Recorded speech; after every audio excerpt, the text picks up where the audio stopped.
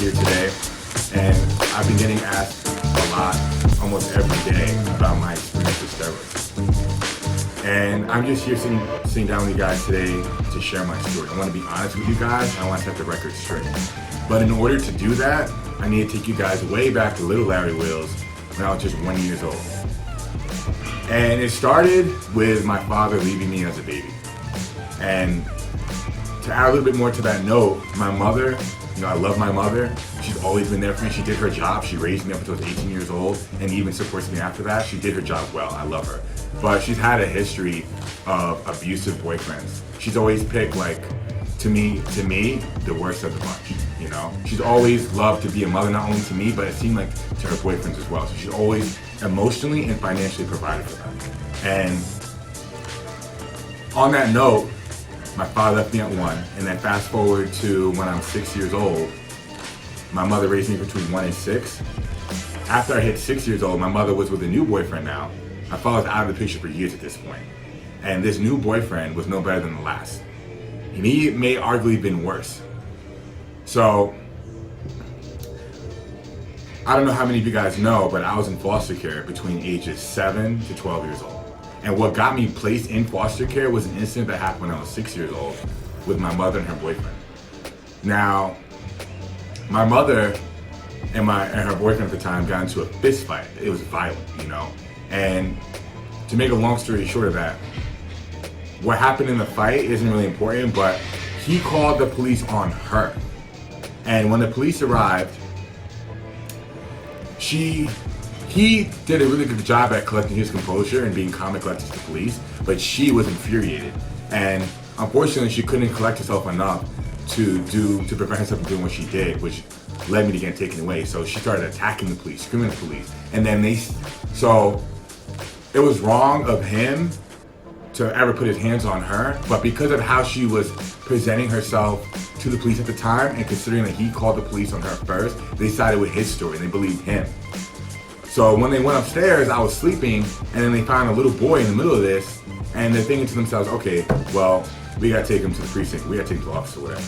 And then when that happened, I believe my mom got put in cuffs, they took her to jail, they drug tested her, and they found some stuff in her system that led them to make the decision that I needed to be placed in foster care, that she wasn't fit to be a parent. So when that happened, now I'm living with my grandmother. So she is my grandmother. My mother and my grandmother do not speak. She does not speak with inside her family. They are not connected at all. Ever since she was 18 years old, they have many disagreements and they do not talk to one another.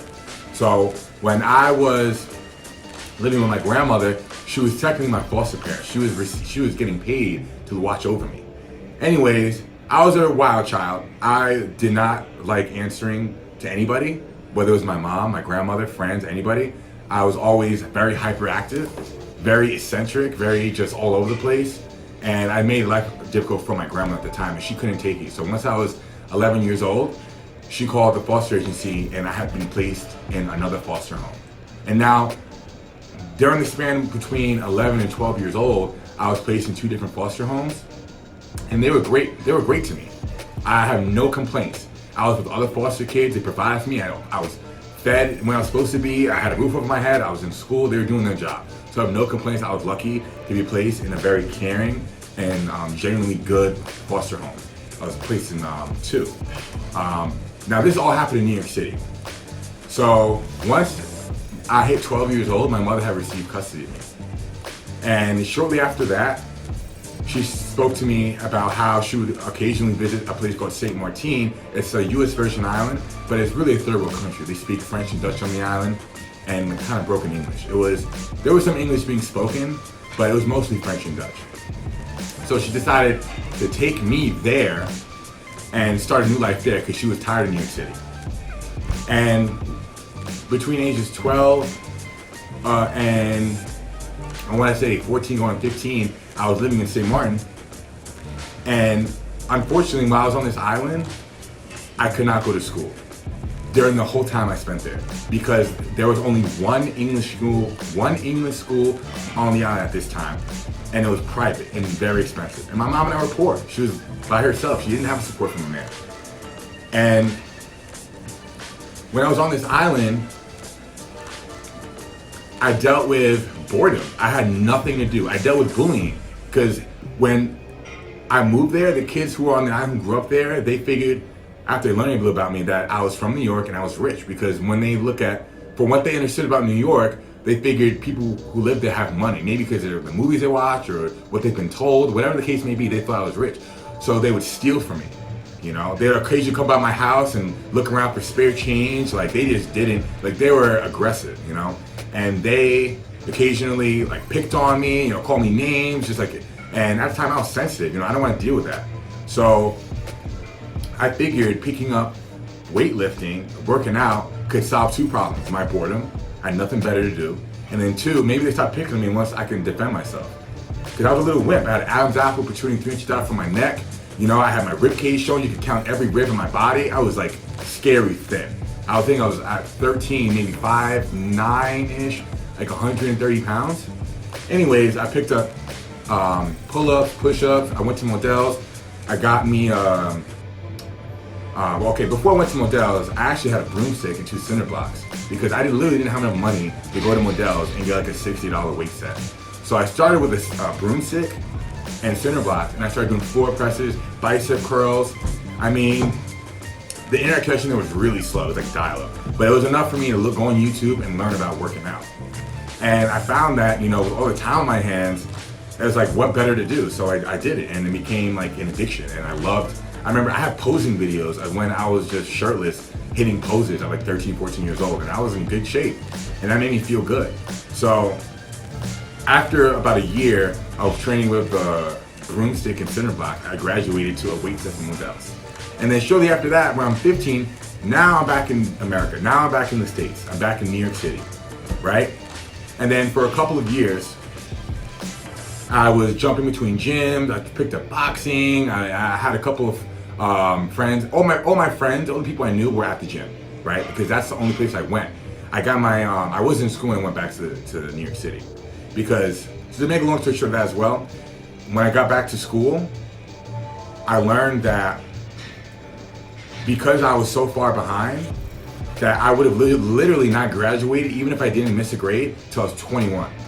So I decided to get my GED, which happened when I was 17. But anyway, back to when I was 15, I was jumping between gyms, and then finally I moved to Washington Heights where I settled down for a little bit, and I went to the gym called Jay's Big Gym. It was a hardcore bodybuilding gym, right? It was on 181st Street in St. Nicholas. Now it's shut down for many reasons. They never upkept it. It was dirty. But when I was going to this gym, 16, going on 17, for like about a year, I've been interacting with this guy who was a veteran. You know, he served 4 years. He was 22, 23 at the time, and he was a party animal. And at 16, I had never been out. I wasn't a drinker. I wasn't doing no drugs. I was too young to even do that. So one of the reasons why we got so close is because we became workout partners during that span. And also, growing up without a father or father mentor figures made me look for that in somebody. And the fact that he was older and I figured more experienced and wiser, I just listened and went along with whatever he did because I figured he knew better. And at the time, I felt like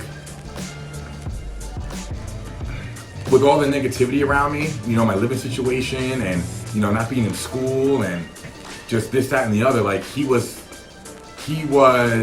just like the only like good in my life. Like when I saw him, he was funny, and you know, he would just encourage me to get out of my shell and be more social.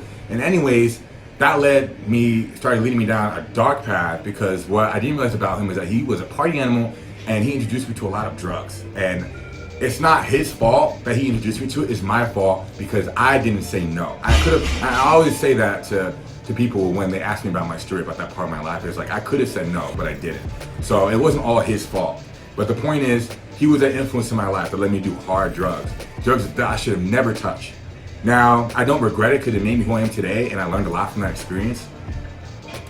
But I saw the path he was going down, and he was 22, 23, the age I am now, and I saw where it was leading him. He's homeless now. The last time I checked, he was homeless, and I saw that I was going down that same path because I was following in his footsteps, right? And then the last thing he introduced me to was steroids. And while I was getting hooked on these hard drugs, because for one, many of you may be asking like, wait, how is Larry 16 and he's going out? Like, he works security so he can get me wherever. So that wasn't a problem. So it's like I was doing these hard drugs and I was getting hooked. I was enjoying it. I was liking it. I'm not gonna lie to you guys. I was liking that time. I was liking it. Like, it was to the point where I knew that I needed to stop, because if I kept going along, if I kept doing what I was doing, that I was starting to worry where I would be in the next few years, because I liked it too much. So when he introduced me to steroids, I was like, shit. I already hooked to working out. I already was dedicated to getting bigger and stronger, because getting bigger and stronger was the only thing that I felt I was good at.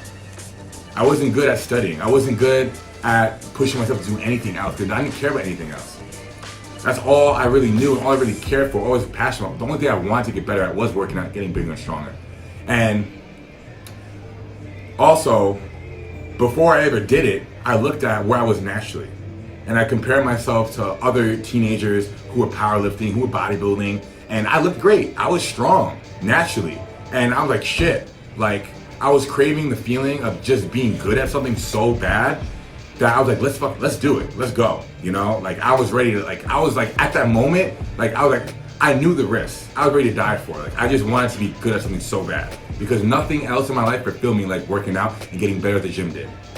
That's what I was passionate about. So when I decided to pin myself for the first time, I was like, you know what? I'm gonna do this, but I'm gonna stop everything else, because this is a better worse. It may have been the light at the time, but that doesn't make it good.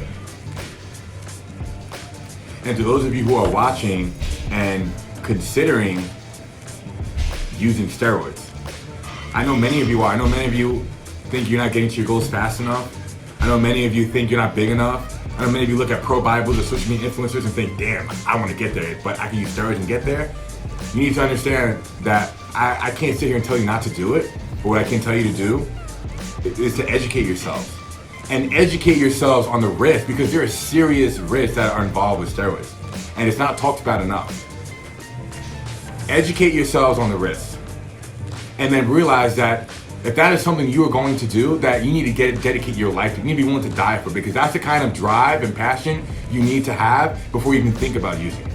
Looking back now to when I was 17 and I decided to pin for the first time, there were other good things. There was other light for me, but I wasn't far enough in my personal development to see it. So now I encourage everybody watching this video that no matter how dark it may seem right now, you look for the light. Because there is good in your life right now. Even if you don't see it, you need to look harder, because it is there.